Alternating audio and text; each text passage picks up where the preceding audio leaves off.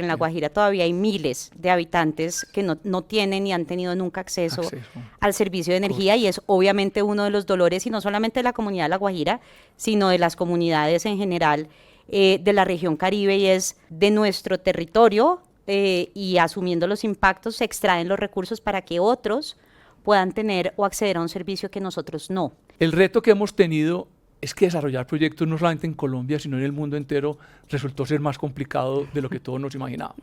Todo el tema de licenciamientos ambientales, todo el tema de acercamiento y trabajo con las comunidades, fue uno de los elementos muy importantes que desafortunadamente nos tomaron más tiempo. El tema de infraestructura. El país necesita, por ejemplo, infraestructura en la transmisión de energía, también se ha demorado más de la cuenta. ¿Cómo está Colombia en relación con el potencial que tiene, con las metas que se ha propuesto de diversificar su matriz incorporando energías renovables y lo que efectivamente ha logrado en los últimos años? En La Guajira hemos encontrado una situación totalmente diferencial. Si queremos que el país tenga esas tres componentes, una energía confiable, una energía sostenible y una energía asequible, definitivamente está en la región Caribe y en particular en La Guajira.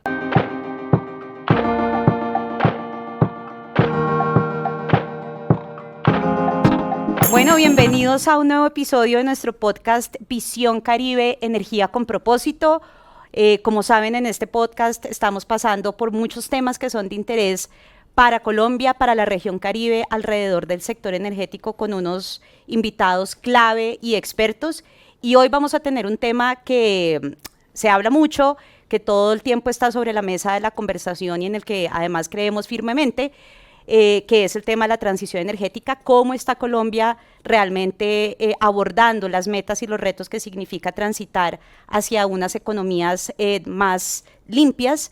Y contamos con un súper experto, Federico Echavarría, a quien le damos obviamente la bienvenida.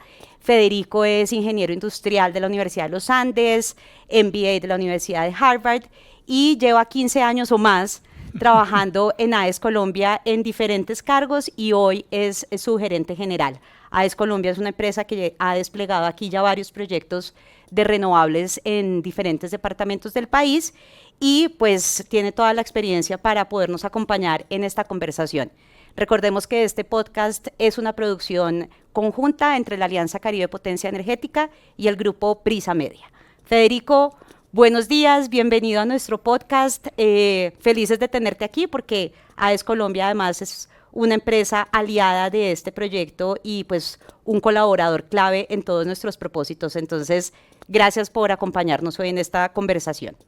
María Paula, la verdad, mil gracias por esta invitación al grupo Prisa, a Caribe Potencia Energética, por darnos esta posibilidad de potenciar ese enorme trabajo y ese enorme futuro que tenemos en el Caribe, y específicamente este podcast de Visión Caribe, Energía con Propósito, nos llena de entusiasmo de poder compartir todo lo que hemos hecho con todo el público en general.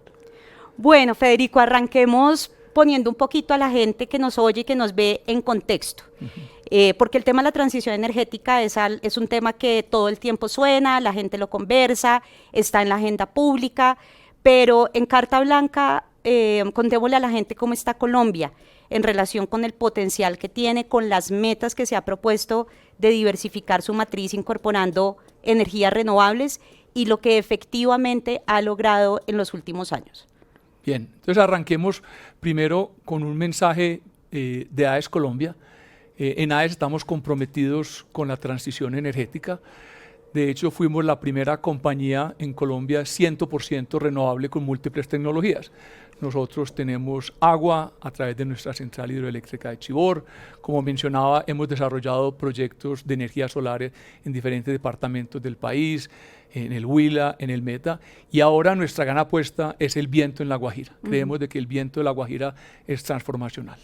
Ese es como el primer elemento que quiero como compartir con el público. El segundo es un poco dar como ese mensaje de que Colombia ha sido destacada a nivel internacional por tener un marco regulatorio robusto. Y eso es lo que ha permitido que Colombia, a diferencia de muchos países de la región, no ha tenido un apagón en los últimos 30 años.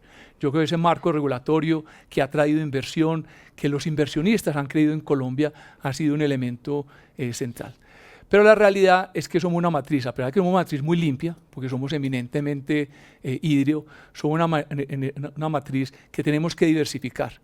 Y esa es la importancia de la transición energética. Claro que la transición energética nos va a traer más sostenibilidad, y eso es importante, pero nos va a traer mayor confiabilidad al traer mayor diversificación de la matriz. Vamos a tener viento, vamos a tener sol, que nos va a permitir dar esa confianza de que hacia el futuro, cuando vienen estos famosos fenómenos del Niño, que todo el mundo se asusta, al tener una matriz más diversificada, con viento, con sol, vamos a poder pasar esos fenómenos con mucha más tranquilidad.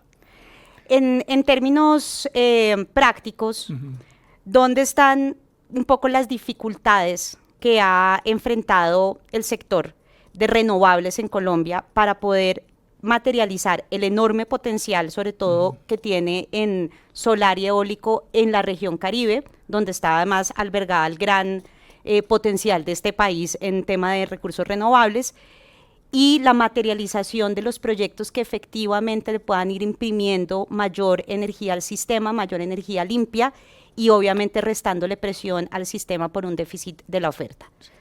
Digamos que más o menos hacia finales de la década pasada, Colombia arrancó ese compromiso de la transición energética y dijo, vamos a hacer una transición, sobre todo con ese tema que yo menciono, de diversificar la matriz. Vamos a asegurarnos de que vamos a tener más componente de viento y más componente de sol. Entonces hubo un gran interés de todos los inversionistas, de los desarrolladores, de poder incluir en la matriz estas nuevas tecnologías. El reto que hemos tenido es que desarrollar proyectos no solamente en Colombia, sino en el mundo entero, resultó ser más complicado de lo que todos nos imaginábamos.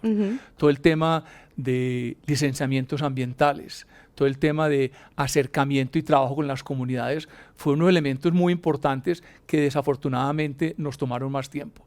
El tema de infraestructura.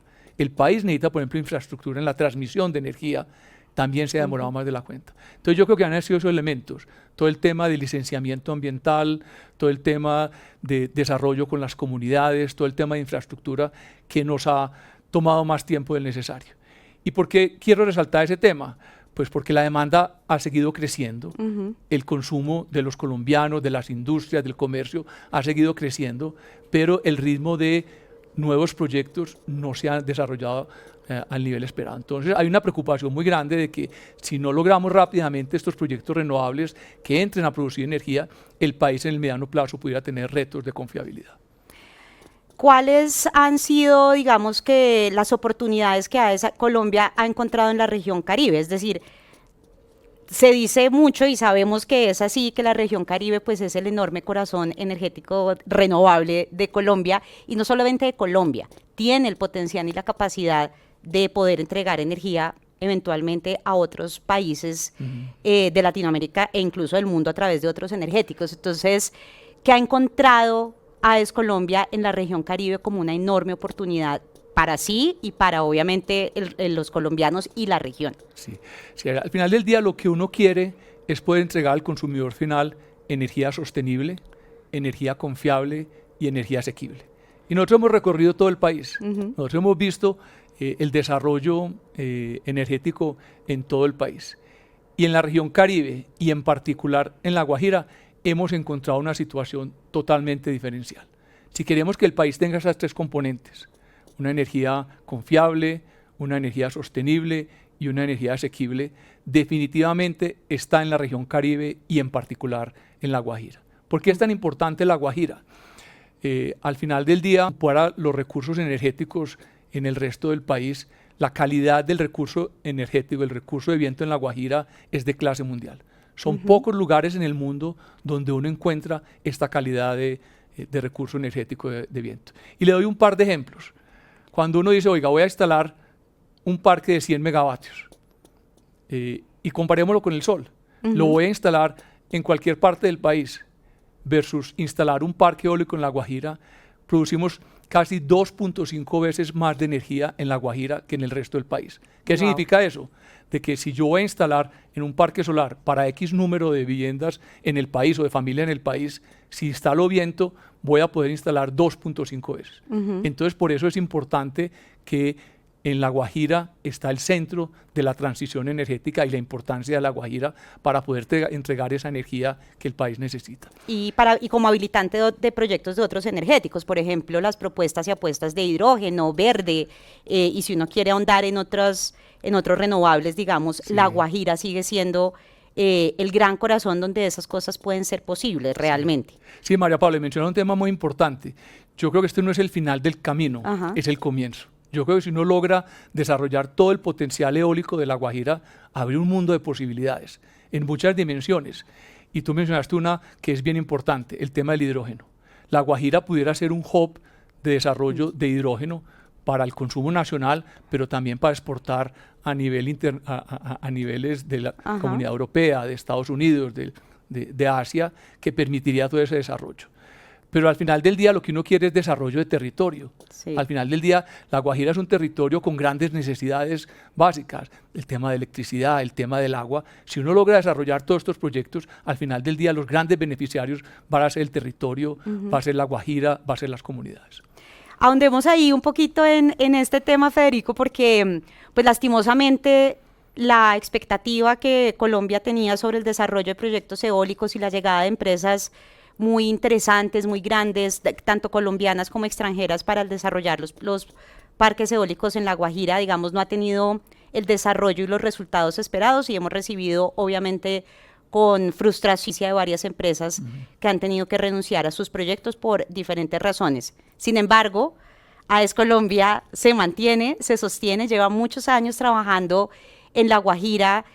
Tiene uno de los proyectos tal vez más grandes de eólicos que están hoy proyectados y planeados, y yo quisiera que tú nos contaras un poco cómo ha sido la experiencia de trabajo de AES Colombia en La Guajira para poder avanzar despacio, porque así es el trabajo en La Guajira, pero de manera asertiva y casi que hoy por hoy con una esperanza de logro de poder desarrollar los parques. Vimos la noticia de la vinculación también de un nuevo socio en este proyecto y bueno, parece que vamos por buen camino. Ustedes son de los pocos que están allí, se mantienen allí y obviamente nos gustaría conocer la experiencia. Sí, un punto bien importante, y yo sí quiero dejar el mensaje de que sin La Guajira no hay transición energética. En este momento sí, la realidad, y tristemente pues somos de los pocos que estamos en La Guajira. Nosotros creemos de que tenemos una aproximación diferencial a territorio, de que con esa aproximación vamos a lograr desarrollar y construir los proyectos, y no pretendemos ser los únicos. La idea de nosotros es que si nosotros logramos desarrollar La Guajira, mostrar que La Guajira sí es posible, pues otros volverán y podemos desarrollar ese gran potencial energético que tiene La Guajira. ¿Y cuál ha sido, digamos, el diferencial de nosotros? Yo creo que mencionaste una palabra bien importante, es ir paso a paso, seguros, asegurando de que el desarrollo es un desarrollo bien hecho y diferencial. Y nosotros tenemos tres pilares bien importantes en este desarrollo. El primero es conocimiento del territorio. Nosotros llevamos más de 15 años, el equipo de AES Colombia, el equipo del proyecto Gemé-Huacaí, lleva más de 15 años en territorio. Y ha sido un enfoque de información primaria, es conocer las comunidades. Es fundamental no decir, oiga, existe información pública, usemos esa información pública y nos vamos a aproximar a territorio con esa información pública. No, esa información pública es importante, pero como un primer avance. Nosotros hemos ido en territorio trabajando, conociendo las comunidades, entendiendo las comunidades. Entonces yo creo que ese conocimiento de territorio ha sido importante. El segundo ha sido la aproximación al proceso de consulta previa y licenciamiento ambiental. Para nosotros eso no es una obligación, es que hay mucha gente que toma esos procesos como una obligación. Como un trámite. Exacto, tengo que hacer un trámite. No, esa es la base para todo un proceso, no de obtener la licencia ambiental, no de obtener la aprobación de las comunidades a través de las consultas previas. No, es la base para un trabajo de muchos años. Nosotros vamos a estar en territorio 30, 40, 50 años en una relación muy cercana con las comunidades. Entonces, aproximación al proceso de consulta previa, al proceso de licenciamiento ambiental ha sido muy importante. Y el tercero es desarrollar herramientas sociales para asegurarnos de que el proceso de construcción y el proceso de operación va a ser exitoso. Por ejemplo, nosotros le damos mucha importancia al tema de empoderamiento de comunidades. Y entonces hemos promocionado la creación de asociaciones de las comunidades, de manera que los recursos que van a recibir de estos proyectos, que son importantes, Sí, no claro. vayan simplemente al día a día, sino que vayan a proyectos productivos, a que la gente, a través de los planes de vidas que hemos desarrollado con ellos, puedan desarrollar proyectos de vida de ellos, pero con una estructura, con esos recursos que hemos implementado. En este trabajo, digamos, en La Guajira y tomando un poco varias de las políticas, por ejemplo, del gobierno nacional, por ejemplo, la de comunidades energéticas o Colombia Solar, donde obviamente el trabajo no es en proyectos de gran escala, sino en, digamos, soluciones más individual y o comunitarias, lo cual está bien. ¿Cuál es la experiencia de ustedes, por ejemplo, de este tipo de iniciativas? De utilizar, obviamente, el recurso renovable del sol para poder garantizar, obviamente, una mayor cobertura y optimización del recurso energético en comunidades que tienen, obviamente, unas dificultades enormes para poder acceder al servicio. Y cómo los proyectos de gran escala, como el de ustedes, pueden ser, digamos, parte de esa iniciativa colaborativa. Sí. Digamos que, a ver, el reto que tenemos nosotros en La Guajira es asegurar que a medida que nosotros desarrollamos nuestros proyectos, las comunidades también se desarrollan. Y mencionaste un elemento fundamental. Las comunidades tienen que tener acceso a la electricidad si esperamos desarrollar estos proyectos. Y estamos a punto ya de hacer cierre financiero de un proyecto de electrificación rural, un proyecto de comunidades energéticas que nos permitirá entregar soluciones 24/7 a las comunidades de área de influencia de nosotros. Es un proyecto en el cual son soluciones aisladas, porque el reto de La Guajira es que no hay gran concentración de población, sino que son áreas muy aisladas. Entonces, esto es una combinación de energía solar con baterías, que le permite a la gente poder tener electricidad 24 horas al día, 7 días a la semana. Pero en La Guajira lo importante es sostenibilidad, porque recursos y aportes tanto nacionales como internacionales siempre han existido en La Guajira. El problema de sostenibilidad, de que una vez instala uno los modos y las baterías, pues si se me daña la batería, yo necesito quién me la repare. Entonces, con un operador que tiene gran experiencia en el territorio nacional, hemos desarrollado unas soluciones que no solamente es instalarla, sino garantizarle a la gente que va a tener la electricidad cuando sus equipos por algún motivo necesitan apoyo. Entonces, estamos a puertas ya de poder hacer el primer cierre financiero que nos permite tener los recursos para instalar y que la gente pueda pues tener en nuestro territorio electricidad.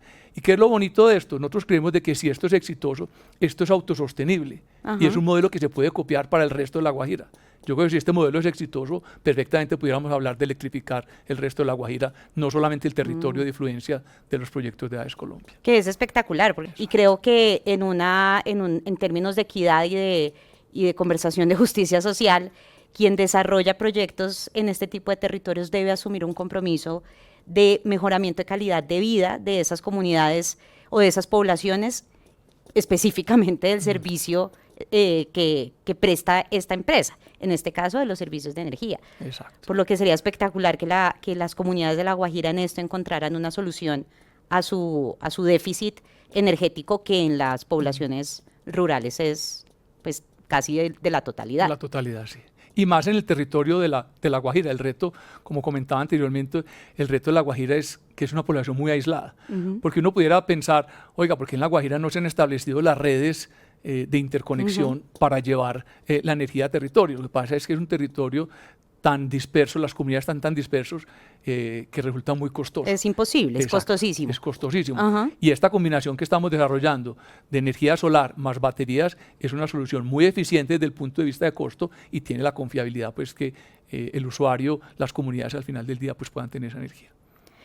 Federico, pensando un poco en los esquemas que se han aplicado en La Guajira, pero que son escalables para realizar otro tipo de proyectos de otros renovables en la región Caribe, y pensando hacia el futuro y siendo la transición energética una política, digamos, de Estado y un compromiso de Colombia, yo creo que ahí nadie está en contra de, o sea, todos estamos de acuerdo en que este es el paso a seguir.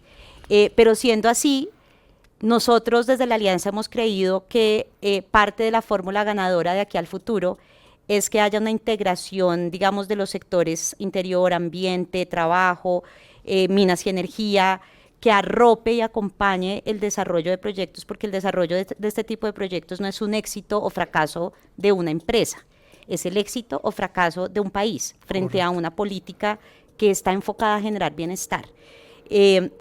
¿Cómo ven ustedes de aquí en adelante ese rol institucional? O sea, ¿qué debería pasar para que los proyectos puedan operar y funcionar de manera más oportuna? Sí, un punto bien importante, porque al final del día la gente cuando ve el éxito de los proyectos, como tú dices, dice, oiga, es que fracasó tal empresa. No, esto tiene que ser un propósito país.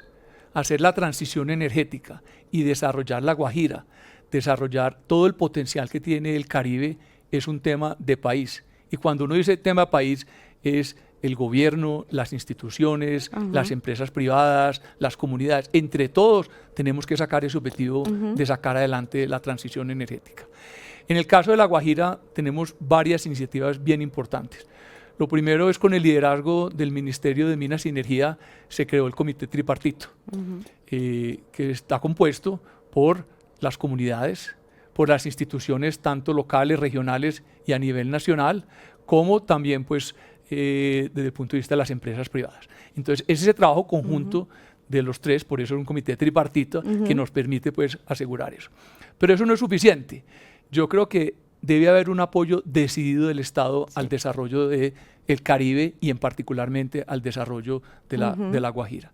Temas como institucionalidad, presencia del Estado, porque a ver, hay que ser claros en esto, construir un proyecto de este tamaño, el proyecto de nosotros, el clúster de Gemey-Guacaí, como tú mencionabas anteriormente, es el clúster más grande que hay en este momento en Colombia, más de 1.100 megavatios.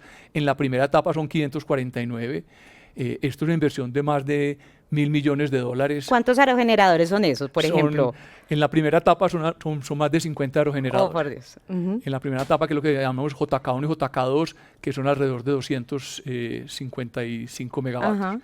Entonces, en esto es un gran reto de construcción y vamos a tener retos de todo punto de vista, retos de infraestructuras, retos de comunidades. Entonces la presencia del Estado que permite solucionar los retos que vamos teniendo en el camino va a ser fundamental. Entonces presencia del Ministerio del Interior, de la Defensoría del Pueblo, el tema de seguridad del Ministerio de Defensa, el Ministerio de Minas y Energía. Es toda esa institucionalidad que va a ser fundamental si queremos asegurar de que sea un proyecto exitoso el desarrollo de La Guajira. Aquí no podemos pensar de que las empresas solas van a lograrlo.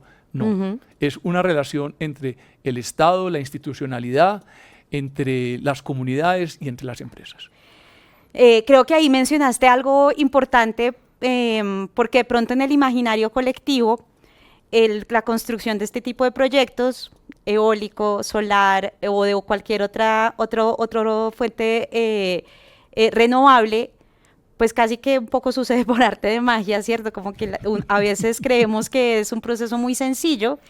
Y yo recuerdo hace unos años, en una vida pasada, acompañé un poco el desarrollo del proyecto Isagen en La Guajira y yo me quedé muy impresionada. Uno, del tamaño de los aerogeneradores, ¿cierto? De la logística que realmente significa construir un proyecto de esta magnitud en unos territorios que no necesariamente están preparados, no por el recurso técnico, sino en su infraestructura de transporte. O sea, hay unos habilitantes alrededor del desarrollo de estos proyectos que a veces pasamos de largo, pero sobre los cuales es importante hablar para que AES pueda construir este proyecto y pueda transportar 50 o 60 aerogeneradores. Esto se necesita mucha capacidad del territorio. Correcto. ¿Qué recomiendas? Estamos en este momento además como en esta discusión de la autonomía de los territorios, de fortalecer sus capacidades, y creo que este es un punto importante. ¿Qué necesitan los territorios, qué necesita el Caribe para realmente estar preparado para asumir esos retos? Uno no se alcanza a dimensionar lo que significa construir un proyecto de estos. Sí, a ver, yo creo que yo mencionaría dos temas bien importantes. Uno es infraestructura. Infraestructura portuaria, infraestructura de vías. Como mencionas, el transporte de estos equipos son gigantes, requiere asegurarnos de que existe pues, la infraestructura. Y lo que mencionaba ahorita, institucionalidad y presencia del Estado. Yo creo que el gobierno tiene que ser consciente de que si quiere desarrollar el Caribe como potencia energética, específicamente si quiere desarrollar La Guajira, tenemos que tener presencia del Estado para asegurar de que todos estos proyectos tengan el apoyo, como mencionaba anteriormente, tanto del gobierno nacional como de los gobiernos locales y regionales, de manera de que estos proyectos se puedan desarrollar sin mayores contratiempos. Y yo creo que tenemos que aprender de los retos pasados. Yo creo que hay un gran jugador en Colombia que tiene una gran experiencia internacional, que fue el primero que entró en territorio y desafortunadamente pues todos hemos oído de que no pudo avanzar con su proyecto y tuvo que abortar. Y yo creo que en parte es porque no tuvo ese apoyo, esa presencia del Estado, esa presencia institucional, y yo creo que para poder desarrollar los proyectos de nosotros y los que vienen, tenemos que aprender de los errores y asegurar de que esa presencia y ese apoyo incondicional, sobre todo en la etapa de construcción, esté ahí. Creo que ahí me aproximas a la última pregunta que tenía para hacerte, porque en esto pasa, claro, la autorreflexión y el aprendizaje es importante, pero en esto pasa como pasó hace muchos años en vías, que las concesiones empezaron primera generación, segunda generación, tercera generación, quinta generación, corrigiendo en cada una las lecciones que se aprendieron cuando esto empezó a suceder. Yo creo que aquí estamos en un escenario similar, donde no estamos vencidos, donde no es que todo nos salió mal, donde Colombia definitivamente no es viable, no, simplemente hay un proceso en el que estamos creciendo y estamos obviamente aprendiendo de unas primeras apuestas y propuestas que se hicieron.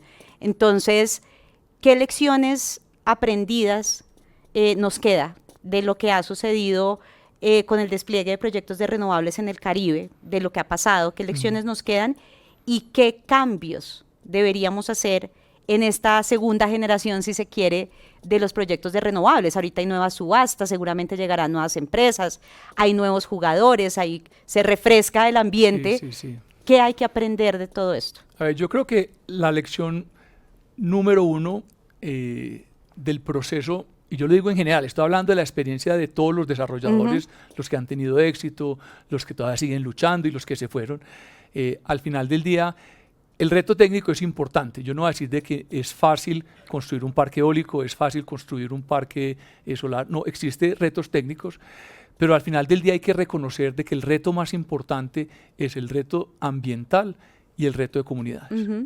Entonces yo con el tema ambiental, yo creo que es fundamental que se reconozca el gran beneficio ambiental que traen todos estos proyectos. De manera que el proceso de licenciamiento sea unos procesos mucho más sencillos.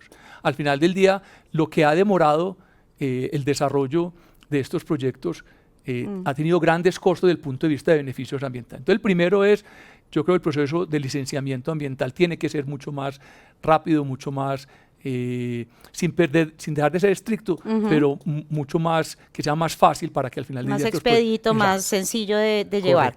Y el segundo, yo creo que estos proyectos, como todos los proyectos de la actividad humana, tienen impacto en comunidades. Entonces yo creo que los desarrolladores tienen que tener ese elemento cuando van a planear un nuevo proyecto. Entonces yo creo que ese es como el primero. Y el segundo es desde el punto de vista de presencia del Estado. Yo creo que apoyo del Estado. Yo sé que son proyectos de los inversionistas, pero al final del día la transición energética y los proyectos benefician al país. Y sobre todo, muchos de estos proyectos son en zonas remotas que tienen grandes retos desde el punto de vista de infraestructura, de presencia del Estado. Entonces, el segundo elemento que yo recalcaría de las lecciones aprendidas es que esto tiene que ser un trabajo, como mencionaba anteriormente, tripartito. Estado, comunidades y empresas, para que al final del día podemos asegurar de que haya éxito en la transición energética. Yo lo quiero en todo el país, pero particularmente en La Guajira. Bueno, yo creo que el mensaje es claro, el recurso está, somos un país privilegiado en realidad en términos de recursos naturales, de sol, de viento, para poder realmente avanzar muchísimo en incorporar a nuestra matriz energética, obviamente, energía renovable, y los recursos están allí, las oportunidades están ahí, y son unos retos que asumir para poderlo materializar en tiempo, porque tampoco la transición es cuando se quiera o se pueda, y esto implica obviamente trabajar de manera articulada en territorio, que haya un debido acompañamiento del Estado, que entendamos que la transición energética es un proyecto país y que en ese sentido el éxito o el fracaso de la materialización de los proyectos nos impacta a todos. las empresas renuncian a los proyectos, se van y obviamente es un golpe muy fuerte para ellas, pero las oportunidades para ellas siguen creciendo de pronto en otros lados y es el país el que queda con la deuda, ¿cierto? Como con el menos, el déficit. Entonces, arroparnos todos en realidad alrededor de que estos proyectos salgan adelante y que haya un Estado que acompañe, que fortalezca la institucionalidad local y un trabajo con comunidades que realmente permita viabilizar y legitimar en territorio la transición. Creo que eso serían nuestras grandes conclusiones de hoy. De parte nuestra, obviamente, desearle a AES Colombia que siga trabajando fuertemente en sus proyectos, que ojalá su proyecto de La Guajira pueda empezar a ver sus frutos y agradecerte, Federico, muchísimo por tu acompañamiento, aporte en la alianza y por obviamente habernos acompañado en este espacio. No, mil gracias, María Paula, y yo creo como hacer ese énfasis de esta iniciativa de Caribe Potencia Energética. Yo creo que la transición energética es en todo el país, pero el potencial, el gran potencial está en la costa Caribe y en nuestro caso, pues como hemos mencionado, en La Guajira, y yo creo que esa unión que estamos haciendo a través de la alianza es fundamental. Muchas gracias. Muchas gracias. Muchas gracias a nuestro invitado Federico Echavarría, quien nos acompañó hoy en un tema que es de la mayor relevancia, que está sobre la agenda pública y es cómo va Colombia en sus propuestas de transición energética. Muchas gracias a ustedes por acompañarnos y los invitamos a seguirnos escuchando y viendo en nuestro podcast Visión Caribe, Energía con Propósito. Todavía nos quedan temas y obviamente invitados muy interesantes con quienes conversar. Nos vemos pronto.